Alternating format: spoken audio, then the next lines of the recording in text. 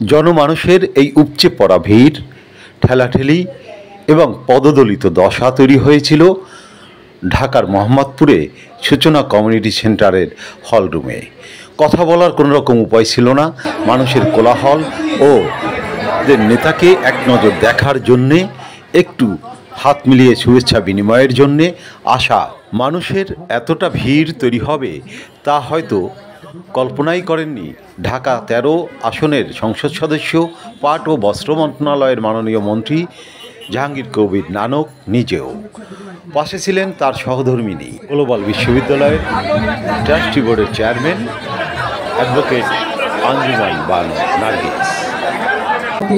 মোহাম্মদপুর থানা আদালত আমাদের দুই নেতা আমাদের একটু শুভেচ্ছা বিনিময়ে একটু সময় করে যান, সুন্দরভাবে হবে। অনুরোধ জানাচ্ছি আপনাদের সকলকে।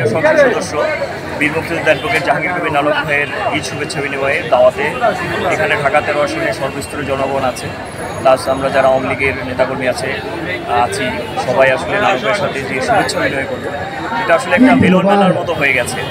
এটা আসলে এই যে আনন্দ এখানে না আসলে বোঝা যাবে না যে ঢাকা ১৩ আসনের মোহাম্মদপুর, আদাবর, শেরেবাংলার সর্বস্তরের জনগণ একদম দেখবেন যে আমাদের একদম নিম্ন শ্রেণী থেকে শুরু করে পেশার মানুষজন দেখতে পাচ্ছি। উপস্থিত রয়েছেন মোহাম্মদপুর থানার সম্মানিত সভাপতি। জনমানুষের এই ভিড় ঠেলে কিছুতেই জাহাঙ্গীর কবির নানকের কাছে যাওয়া সম্ভব হয়নি। দূর থেকেই তার ছবি নিয়ে ফিরে আসতে হয়েছে। মোহাম্মদপুরের সূচনা কমিউনিটি সেন্টার থেকে আরিফ আহমেদ।